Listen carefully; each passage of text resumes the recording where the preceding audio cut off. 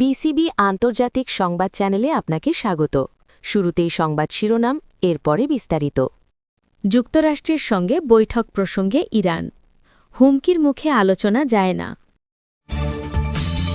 Jordan নদী থেকে সমুদ্র পর্যন্ত ইসরায়েলের, দাবি নেতানিয়াহুর। আকাশসীমা বন্ধ করে হরমুজ প্রণালীতে ইরানের সামরিক মহড়া।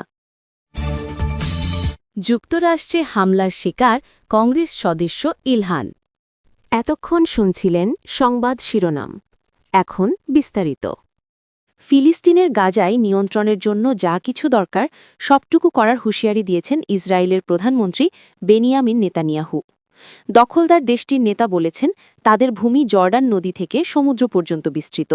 এই অঞ্চলের শাসন তারাই করবে। মূলত কয়েকটি প্রশ্নের জবাবে মঙ্গলবার ২৭ জানুয়ারি এমন মন্তব্য করেন নেতানিয়াহু। আন্তর্জাতিক আদালতে দোষী সাব্যস্ত হওয়া এই নেতা বলেছেন, তিনি বা তার দেশ কোনোভাবেই ফিলিস্তিন রাষ্ট্রের অনুমোদন দেবেন না। ইসরায়েলের টেলিভিশনে সম্প্রচারিত এক সংবাদ সম্মেলনে নেতানিয়াহু বলেন, শুনেছি আমি নাকি গাজায় একটি ফিলিস্তিনি রাষ্ট্র প্রতিষ্ঠার অনুমতি দেব। এটা কখনো ঘটেনি এবং ভবিষ্যতেও ঘটবে না। নেতানিয়াহু দাবি করেন, ইসরায়েল জর্ডান নদী থেকে সমুদ্র পর্যন্ত পুরো এলাকায় নিরাপত্তা নিয়ন্ত্রণ বজায় রাখবে এবং এই নীতি গাজা উপত্যকার ক্ষেত্রেও প্রযোজ্য। নেতানিয়াহু বলেন, এটি ইসরায়েলের দীর্ঘমেয়াদী রাজনৈতিক ও নিরাপত্তা স্বার্থের প্রতিফলন এবং এই অবস্থান অপরিবর্তিত থাকবে। নেতানিয়াহুর চাওয়া গাজায় থাকা হামাস যোদ্ধাদের নিরস্ত্র করা এবং সেখানে সামরিকভাবে মুক্ত করা। ইসরায়েলের দখলদার প্রধানমন্ত্রী হুঁশিয়ারি দিয়ে বলেছেন, যদি দখল করতে শক্তি প্রয়োগ করতে হয় তবে তিনি সর্বোচ্চটা ব্যবহার করবেন। হামাসের অস্ত্রভাণ্ডার ধ্বংস করা ও ভূগর্ভস্থ সুড়ঙ্গ নেটওয়ার্ক গুড়িয়ে দেওয়ার কথাও বলেছেন। নেতানিয়াহু স্পষ্ট করে বলেন, এইসব লক্ষ্য পূরণ না হওয়া পর্যন্ত গাজায় কোনো পুনর্গঠন কাজের অনুমতি দেওয়া হবে না। নেতানিয়াহু বলেন, আমি ইতোমধ্যে শুনছি যে সামরিক মুক্তকরণের আগেই গাজার পুনর্গঠনের অনুমতি দেওয়া হবে। এটা হবে না। নিরাপত্তায় সবার আগে। গাজায় বিদেশি সেনা মোতায়েনের সম্ভাবনাও নাকচ করে দেন নেতানিয়াহু। গাজায় তুরস্ক ও কাতারের সেনা আনা হবে বলে শুনছি, এটাও হবে না। তিনি জানান, কোনো আন্তর্জাতিক নিরাপত্তা বাহিনী গাজায় মোতায়েন করা হবে না। ইসরায়েল গাজা ও পুরো অঞ্চলে পূর্ণ নিরাপত্তা নিয়ন্ত্রণ বজায় রাখবে।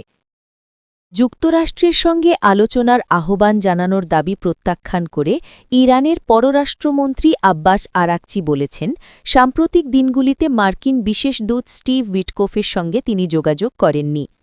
ওয়াশিংটনের সঙ্গে তেহরান আলোচনার অনুরোধ জানানোর প্রতিবেদনটিও তিনি অস্বীকার করেন।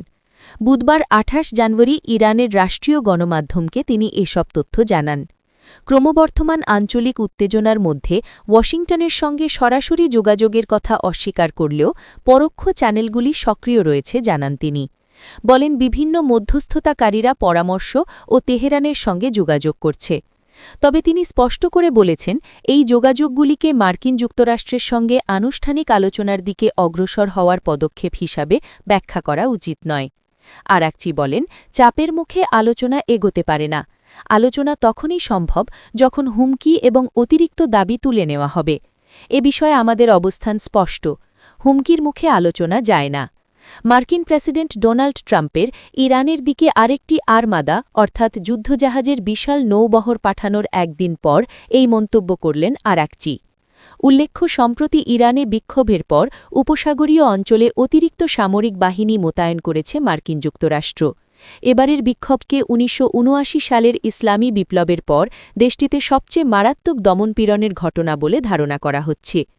যুক্তরাষ্ট্রের মিনিয়াপোলিসের টাউন হল সভা চলাকালীন কংগ্রেস সদস্য ইলহান ওমর এক আকস্মিক হামলার শিকার হয়েছেন। মঙ্গলবার ২৭ জানুয়ারি সন্ধ্যায় উত্তর মিনিয়াপোলিসে আয়োজিত এই জনসভায় এক ব্যক্তি সিরিঞ্জের মাধ্যমে ইলহান ওমরের দিকে একটি অজ্ঞাত তরল পদার্থ স্প্রে করেন।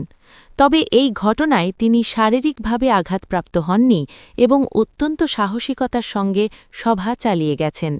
ওয়াশিংটন পোস্টের প্রতিবেদনে এই চাঞ্চল্যকর তথ্য জানানো হয়েছে।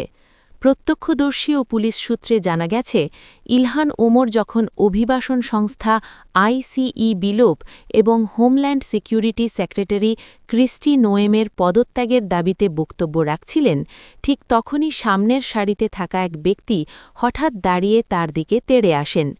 55 বছর বয়সী ওই আততায়ী একটি সিরিঞ্জ দিয়ে ইলহানের দিকে বাদামি রঙের তীব্র গন্ধযুক্ত তরল ছিটিয়ে দেন। উপস্থিত নিরাপত্তা কর্মীরা তাৎক্ষণিকভাবে ওই ব্যক্তিকে জাপটে ধরেন এবং পুলিশ তাকে তৃতীয় মাত্রার লাঞ্ছনার অভিযোগে গ্রেপ্তার করে কাউন্টি জেলে পাঠায়।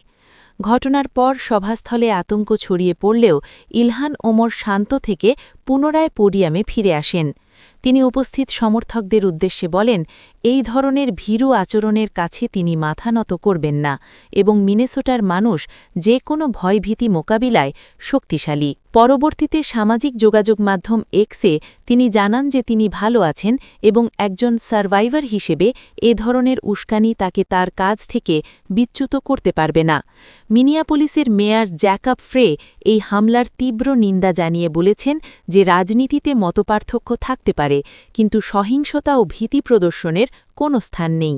অন্যদিকে প্রেসিডেন্ট ডোনাল্ড ট্রাম্প ওই দিনই আয়োয়াতে এক সভায় ইলহান ওমরের কড়া সমালোচনা করায় ডেমোক্র্যাট নেতারা এই হামলার পেছনে উস্কানিমূলক রাজনৈতিক বক্তৃতাকে দায়ী করছেন। সম্প্রতি মিনিয়াপোলিসে ফেডারেল এজেন্টদের গুলিতে এক নার্স নিহতের ঘটনায় সৃষ্ট চরম উত্তেজনার মধ্যেই ইলহান ওমরের ওপর এই হামলার ঘটনাটি ঘটল। মধ্যপ্রাচ্যে মার্কিন সামরিক উপস্থিতি বৃদ্ধির প্রেক্ষাপটে কৌশলগতভাবে অত্যন্ত গুরুত্বপূর্ণ হরমুজ প্রণালীর আকাশসীমা আংশিক বন্ধ করে 3 দিনের সরাসরি গোলাবর্ষণ বা লাইভ ড্রিল মহড়া শুরু করেছে ইরান। মঙ্গলবার 27 জানুয়ারি থেকে শুরু হওয়া এই মহড়া চলবে বৃহস্পতিবার 29 জানুয়ারি পর্যন্ত। ইরানি কর্তৃপক্ষের পক্ষ থেকে জারি করা এক বিশেষ বিমান সতর্কবার্তায় বা নোটামে জানানো হয়েছে, 5 নটিক্যাল মাইল ব্যাসার্ধের মধ্যে ভূপৃষ্ঠ থেকে 25,000 ফুট উচ্চতা পর্যন্ত সব ধরনের বেসামরিক ও সামরিক উড্ডয়ন নিষিদ্ধ করা হয়েছে। বিশ্বের জ্বালানি তেলের বাজারে হরমুজ প্রণালীর গুরুত্ব অপরিসীম। প্রতিদিন কয়েক মিলিয়ন ব্যারেল অপরিশোধিত তেল এই রুট দিয়ে পরিবহন করা হয়। ফলে এখানে যে কোনো সামরিক তৎপরতা বৈশ্বিক স্থিতিশীলতায় প্রভাব ফেলে। এমন এক সময়ে ইরান এই মহড়া দিচ্ছে যখন মার্কিন বিমানবাহী রণতরী ইউএসএস অ্যাব্রাহাম লিঙ্কন এবং বেশ কিছু গাইডেড মিসাইল ধ্বংসকারী জাহাজ মধ্যপ্রাচ্যে অবস্থান নিয়েছে। মার্কিন প্রেসিডেন্ট ডোনাল্ড ট্রাম্প আইওআর এক অনুষ্ঠানে ইরানের দিকে মার্কিন নৌবহর অগ্রসর হওয়ার ইঙ্গিত দিয়ে বলেন, তিনি একটি সুন্দর নৌবহর ইরানের দিকে পাঠিয়ে আশাবাদী যে শেষ পর্যন্ত কোনো সমঝোতা হবে। পেন্টাগন ইতিমধ্যে এই অঞ্চলে যুদ্ধবিমান এবং আকাশ প্রতিরক্ষা ব্যবস্থা জোরদার করেছে। অন্যদিকে ইরানের বিপ্লবী গার্ড বাহিনীর পক্ষ থেকে হুঁশিয়ারি দিয়ে বলা হয়েছে, প্রতিবেশী কোনো দেশ থেকে যদি ইরানের উপর হামলা চালানো হয় তবে তাকে সরাসরি শত্রুতা হিসেবে গণ্য করা হবে। ইরানের শীর্ষ কর্মকর্তারা স্পষ্টভাবে জানিয়েছেন যে কোনো ছোট বা বড় হামলাকে তারা পূর্ণাঙ্গ যুদ্ধ হিসেবে বিবেচনা করবেন এবং এর কঠোরতম জবাব দেবেন। এই উত্তেজনার মাঝে সৌদি আরব ও সংযুক্ত আরব আমিরাত তেহরানকে আশ্বস্ত করেছে যে ইরানের বিরুদ্ধে কোনো সামরিক অভিযানে তাদের আকাশসীমা বা ভূমি ব্যবহার করতে দেওয়া হবে না। এদিকে ইসরায়েলের প্রধানমন্ত্রী বেনিয়ামিন নেতানিয়াহু উদ্ভূত পরিস্থিতির ওপর নজর রাখছেন।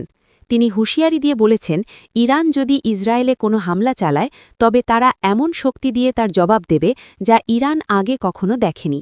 ট্রাম্পের সিদ্ধান্তের অপেক্ষায় না থেকে ইসরায়েল নিজস্ব সুরক্ষা ও পাল্টা হামলার বিষয়ে স্বাধীনভাবে সিদ্ধান্ত নেবে বলেও তিনি স্পষ্ট করেছেন। দুই পক্ষের এই পাল্টাপাল্টি অবস্থানে মধ্যপ্রাচ্য এখন এক চরম উত্তেজনাকর পরিস্থিতির মধ্য দিয়ে যাচ্ছে।